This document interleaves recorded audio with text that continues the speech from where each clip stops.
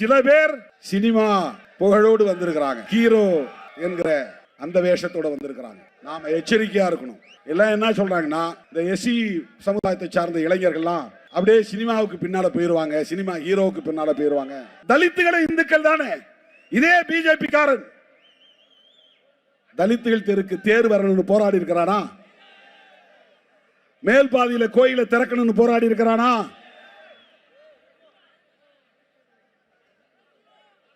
சாதிய வன்கொடுமைகள் கூடாது என்று போராடி இருக்கிறானா? சேரிகளை கொளுத்தும் போது கண்டித்து இருக்கிறானா? இங்க வேப்பந்தட்டில கோர்ட் ஜட்ஜ்மெண்ட் கொடுத்துட்டான், ஸ்டே கொடுத்துட்டான். ஒரு 100 மீட்டர் எஸ்சி தெருவுக்கு தேர் வரட்டும்ன்றான். முடியாதுன்னு கலெக்டரும் சேர்ந்து தீர்மானம் போடுறான். கலெக்டர் போலீஸ் எல்லாம் சேர்ந்து பழையபடி எப்படி இருந்ததோ அப்படியே இரு. இது என்ன தீர்மானம்? இது கடந்த காலத்தில் எப்படி இருந்ததோ அப்படியே இரு. அப்படியே இருன்னு சொல்றதுக்கு தான் அரசமைப்பு சட்டத்தை நீர்த்து போக செய்கிற வேலையை செய்யறாங்க. அவன் என்ன சொல்லியிருக்கணும்? ஐஏஎஸ் படித்த ஒரு அதிகாரி. அந்த காலம் வேற, 1945க்கு முன்ன இருந்தது வேற, 1950க்கு முன்ன இருந்த இந்தியா வேற, 50க்கு பின்னால் இருக்கிற இந்தியா அம்பேத்கர் இந்தியா. 50க்கு முன்னால இருந்த இந்தியா மனு இந்தியா. அது மனு இந்தியா. மனுவை வீழ்த்துவதற்கு புறப்பட்டு வந்தவர் தான் புரட்சியாளர் அம்பேத்கர். அவர் எழுதின சட்டம் மனு சாஸ்திரம், புரட்சியாளர் அம்பேத்கர் எழுதின சட்டம் கான்ஸ்டிடியூஷன். 50க்கு பின்னால் இருக்கிற இந்தியா அம்பேத்கர் இந்தியா. இந்த இந்தியாவில் 100 மீட்டர் தேர கொண்டு வர மாட்டேன்னு நீ சொல்றனா, நீ எதுக்கு ஐஏஎஸ் படிச்ச? நீ எதுக்கு ஐபிஎஸ் படிச்ச? பாத்தீங்களா, இயற்கை நமக்கு ஒத்துழைப்பு தருதா இல்லையா?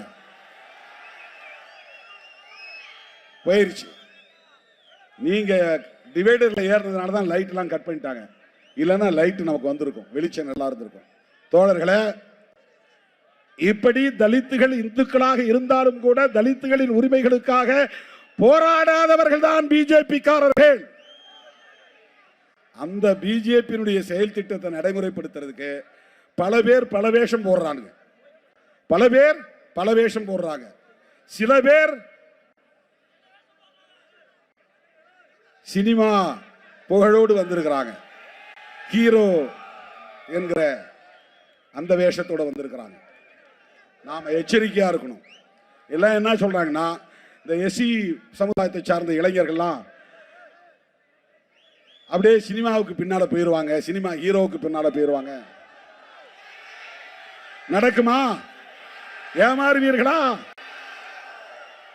அப்படி வெறும் சினிமா விளம்பரத்திற்காக அல்லது அந்த புகழுக்காக மயங்கி அரசியல் களத்திலே தோல்வி அடையக்கூடியவர்களா நீங்கள்? நான் சொன்ன அம்பேத்கரை ஏற்றுக்கொண்ட எவனும் எந்த விளம்பர மாயைக்கும் பணிய மாட்டான், விளைவோக மாட்டான். அம்பேத்கர் அரசியலே வேற, அதை அவங்களால புரிஞ்சிக்கவே முடியாது. இன்றைக்கும் அம்பேத்கர் சொன்னால் கோடி மக்கள் குரல் எழுப்புவார்கள், கூச்சல் எழுப்புவார்கள். இந்தியா முழுக்க, உலகம் முழுக்க சினிமாக்காரங்களுக்கு அந்தந்த ஏரியாவில் தான் கோஷம் வரும், கூட்டம் வரும். அப்படின்னா அம்பேத்கர் 1,00,000 மடங்கு ஹீரோ. அவர் நீ 100 படத்துக்கு ஹீரோவா இருப்ப. அம்பேத்கர் இறந்தது 56. இன்னைக்கு நீங்க கலிபோர்னியாவில் போய் அம்பேத்கர் சொல்லுங்க, அப்படியே எழுந்திருப்பான் ஒரு 100 பேர். ஜெய் பீம், ஜெய் பீம் அப்படின்னு முழங்குவாங்க. இந்த முழக்கத்துக்கு எவ்வளவு பெரிய ஈர்ப்பு! 1,00,000 சூப்பர் ஸ்டாருக்கு சமமானவர் புரட்சியாளர் அம்பேத்கர்.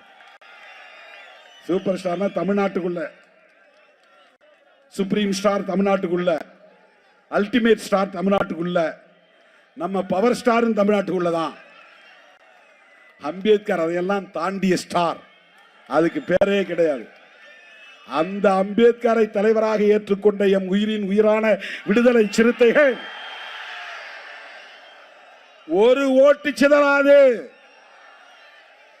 சிறுத்தைகள் எப்பக்கமோ அப்பக்கம்தான் வெற்றி.